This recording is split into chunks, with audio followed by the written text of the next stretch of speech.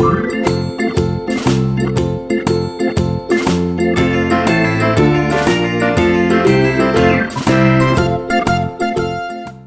Learner hub के little champs, कैसे हो सब लोग। तो बच्चों, ये रेन कैसे और क्यों होता है, तो चलो आज समझेंगे भी कि रेनफॉल होता कैसे है और रेनफॉल कराएंगे भी हम अपने स्टाइल में।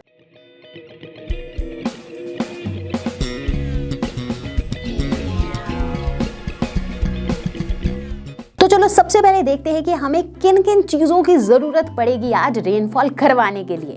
हमें चाहिए होगा एक glass jar, hot water, ice cubes and a plate.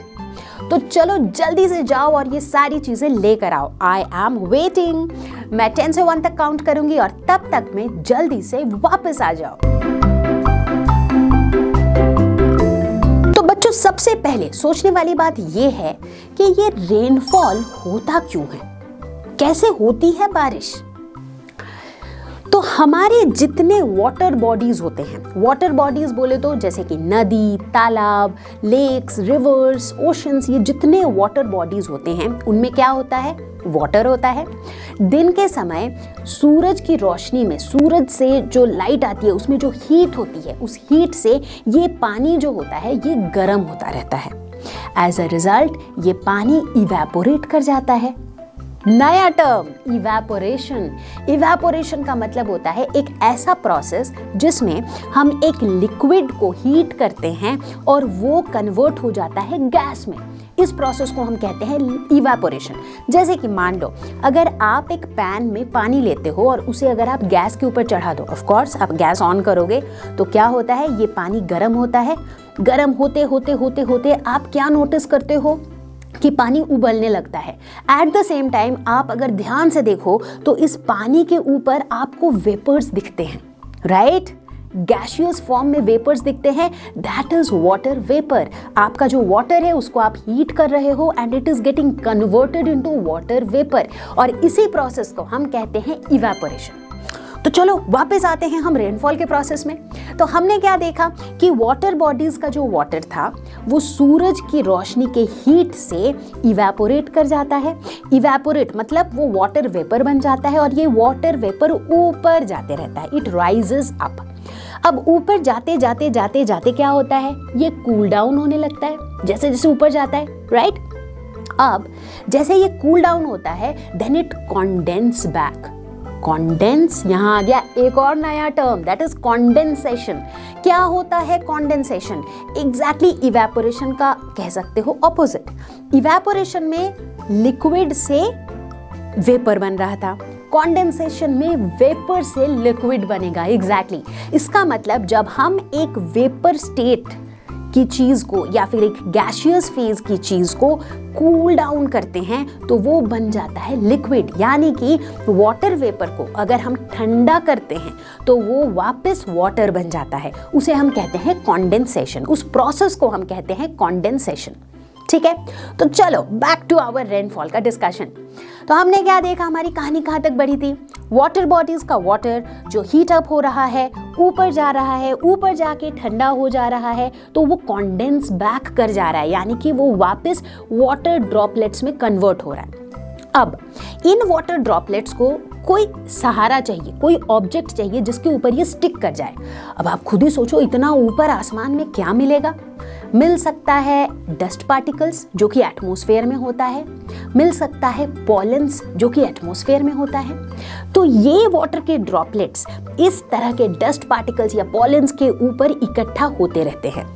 इकट्ठा होते होते होते होते ये बना देते हैं क्लाउड्स। एग्जैक्टली ये जो स्काई में क्लाउड्स दिखते हैं वो ऐसे बनते हैं। अब इन क्लाउड्स में जैसे जैसे वाटर पार्टिकल्स ऐड होते रहते हैं होते रहते हैं होते रहते हैं तो ये क्लाउड्स हेवी होते जाते हैं। जब ये बहुत ज़्यादा हेवी हो जाते हैं तो ये ऊपर रह नहीं पाते हैं, तो ये नीचे आ जाते हैं। अब आप पूछोगे कि मैम ये नीचे ही क्यों आते हैं, ये और ऊपर क्यों नहीं चले जाते हैं? So the answer is gravity. Yes, that is another new term. Gravity. Gravity क्या होता है? हमारा जो प्लैनेट है अर्थ, अर्थ क्या करता है, हर एक चीज को अपनी तरफ खींचता है।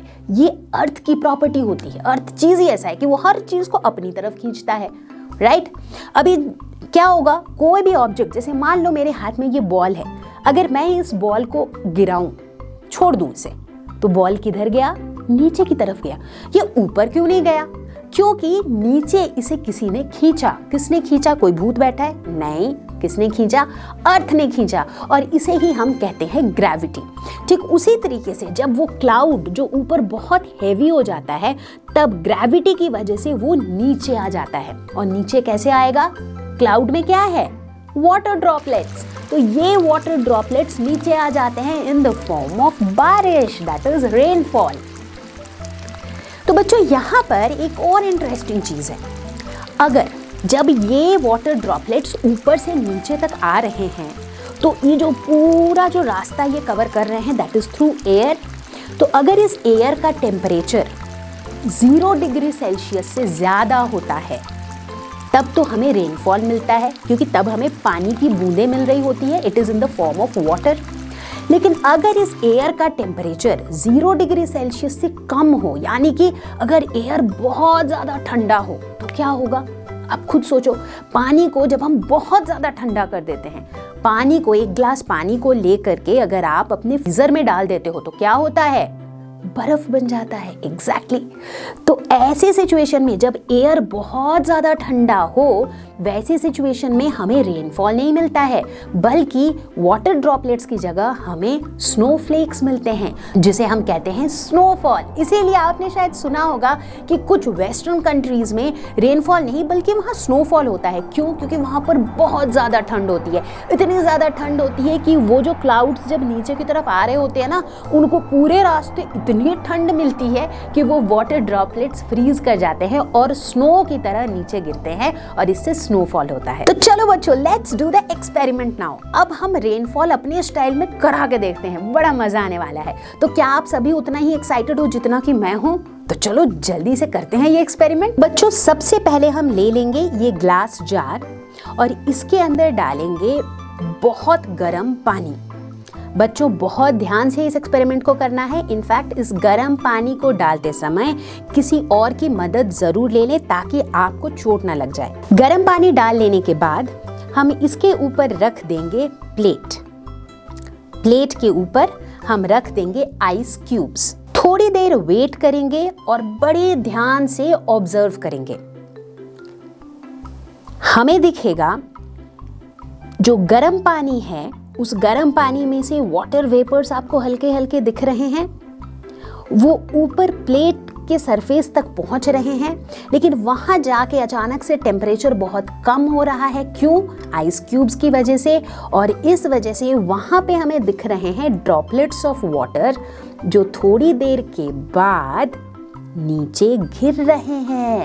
And that's the rainfall. ऐसे ही होता है रेनफॉल। तो बच्चों, did you enjoy making the rainfall? क्या आपको समझ में आया कि बारिश कैसे और क्यों होती है?